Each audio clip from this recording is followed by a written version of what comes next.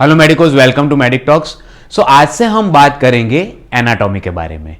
Anatomy इस word की simple definition है स्टडी ऑफ स्ट्रक्चर।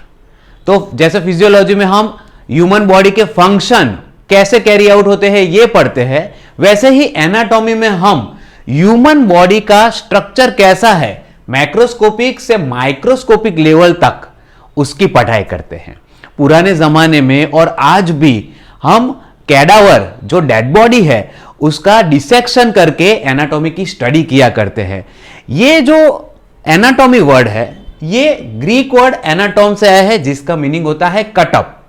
तो पुराने जमाने में डिसेक्शन वर्ड यूज नहीं होता था, उसकी जगह पे ये एनाटॉम वर्ड यूज होता था। और बॉडी को डिसेक्ट करने के बाद, डेड बॉडी को डिसेक्ट करने के बाद हम उसकी स्टडी करते थे, इसीलिए इसका नाम पड़ा है anatomy. So anatomy is a science which deals with the structure from the macroscopic to microscopic level. Now anatomy और फिजियोलॉजी ये दोनों सब्जेक्ट मेडिकल फील्ड के न्यू में हैं।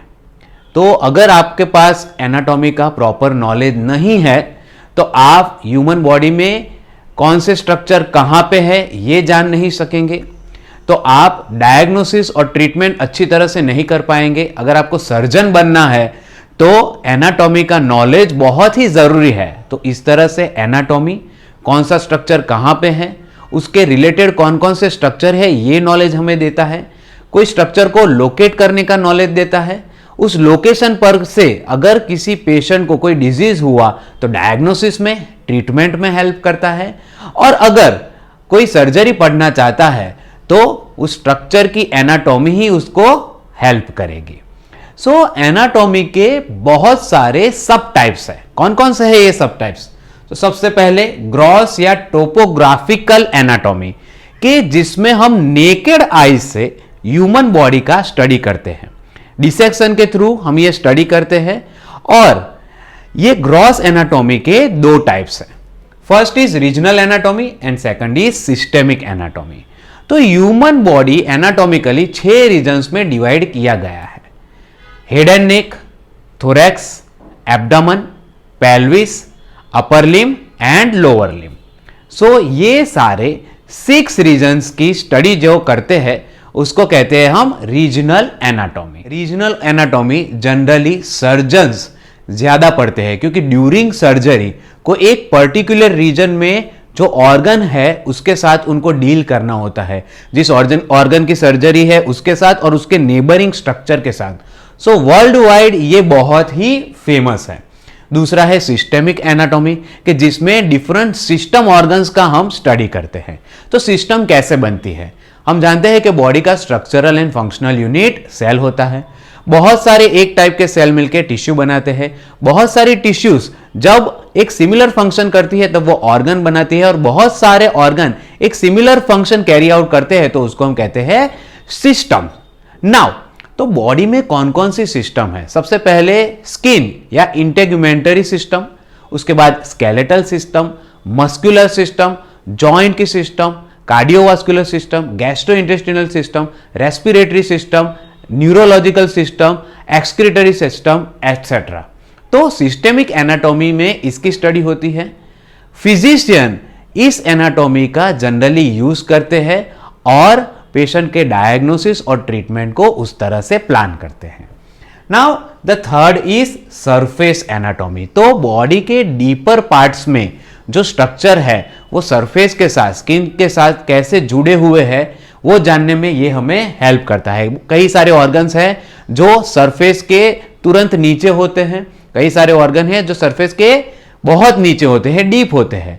तो इसका जो नॉलेज है वो क्लिनिशियल को ये समझाएगा कि फिजिकल एग्जामिनेशन कैसे कैरी आउट करना है, क्लिनिकल एग्जामिनेशन कैसे कैरी आउट करना है, और हमें एक मार्क बताएगा कि जिससे हम जान सके कि इस सरफेस के नीचे ये स्ट्रक्चर आएगा तो उस स्ट्रक्चर की पैथोलॉजी या पेन या डिजीज हम अच्छी तरह से समझ पाएंगे। नेक्स्ट है कंपैरेटिव एनाटॉमी। कंपैरेटिव एनाटॉमी में जो फॉर्म, स्ट्रक्चर और फंक्शन जो चेंज हुआ है ड्यूरिंग द इवोल्यूशन उसकी हम स्टडी करते हैं जिसको हम फाइलोजेनाई भी कहते हैं। Next is physical anthropology. तो ह्यूमन के जो एंसेस्टर है और उनमें क्या डिफरेंसेस और क्या सिमिलैरिटीज है, उसकी जो स्टडी हम करते हैं उसको हम कहते हैं फिजिकल एंथ्रोपोलॉजी। ये हमें हेल्प करता है डिफरेंट स्पीसीज को आइडेंटिफाई करने में। नाउ लिविंग एनाटॉमी, तो लाइव ह्यूमन बीइंग पर जो हम स्टडी करते हैं उसको हम कहते हैं लिविंग एनाटॉमी। लिविंग एनाटॉमी में ये 5 चीजें आती है। इंस्पेक्शन, यानी कि सिर्फ ऑब्जर्व करने से या देखने से मालूम लगाना। दूसरा है पाल्पेशन, यानी कि कोई पार्ट को पाल्पेट करना या पल्स को पाल्पेट करना। तीसरा है परकशन, यानी कि टैपिंग करके जानना, जैसे कि अगर एब्डोमेन में फ्लूइड जमा हो गया है जिसको हम कहते हैं एसाइटिस, तो हम उसका लेवल कितना है वो परकशन करके जान सकते हैं। Next is auscultation. ऑस्कल्टेशन यानी स्टेथोस्कोप की मदद से साउंड सुनना। तो हम जो लंग साउंड सुनते हैं, हार्ट साउंड सुनते हैं, पेरिस्टाल्सिस के साउंड सुनते हैं, उसमें ऑस्कल्टेशन हेल्प करता है। As well as foetal heart sound के लिए भी ऑस्कल्टेशन बहुत ही जरूरी है। Next is medical procedure. अगर क्लिनिशियंस को लगता है कि ये सब करने के बाद उसको डायग्नोसिस कंफर्म करना है, तो वो बहुत सारी क्लिनिकल प्रोसीजर्स कर सकता है कि जिसमें lab test, blood test, radiological investigation, different scopies जैसे कि ब्रोंकोस्कोपी, जीआई स्कोपी, ये सब करवा सकता है। उसके बाद आता है क्लिनिकल एनाटॉमी। एनाटॉमी सब्जेक्ट का नॉलेज जब हम क्लिनिक में अप्लाई करते हैं डायग्नोसिस और ट्रीटमेंट के लिए, तो उसको कहते हैं clinical anatomy. Next is radiological anatomy के जिसमें X ray, computer tomography and MRI की हेल्प से हम डिफरेंट स्ट्रक्चर्स को जान सकते हैं, उसकी पैथोलॉजीज जान सकते हैं, एज वेल एज उसके नेबरिंग स्ट्रक्चर्स का क्या रिलेशन है उसके साथ, वो भी डीपली जान सकते हैं। ये रेडियोलॉजिकल एनाटॉमी नाउअडेज बहुत ही हेल्पफुल है बहुत सारे डिजीज डायग्नोसिस करने में। इसके अलावा 2D इको, सोनोग्राफी, ये सारे भी इसमें इंक्लूड होते हैं। एम्ब्रियोलॉजी, डेवलपमेंटल एनाटॉमी, तो study of the foetus from fertilization to the birth. तो फीटस का फर्टिलाइजेशन होने से उसका जन्म होता है तब तक जो हम एनाटॉमिकल स्टडी करते हैं उसको कहते हैं एम्ब्रियोलॉजी। उसके बाद आता है जेनेटिक्स के जिसमें हम हेरिडिटी, यानी कि वो ट्रेड्स जो पेरेंट्स से ऑफस्प्रिंग्स को मिलते हैं, और वेरिएशन, यानी कि ऐसे फोर्सेस के जिसकी वजह से ऑफस्प्रिंग में डिफरेंट वेरिएशंस आता है, उसका हम स्टडी करते हैं।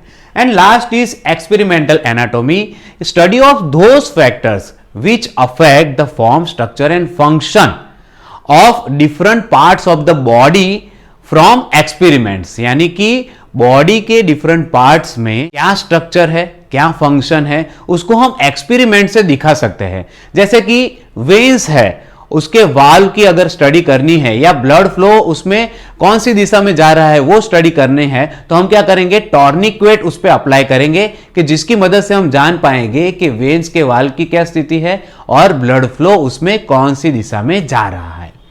So this was all about the information, general information regarding anatomy, it's definition and it's सब divisions.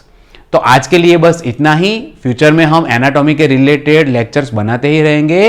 Hope you like this lecture. Please like, share and subscribe my YouTube channel medic talks. Thank you very much.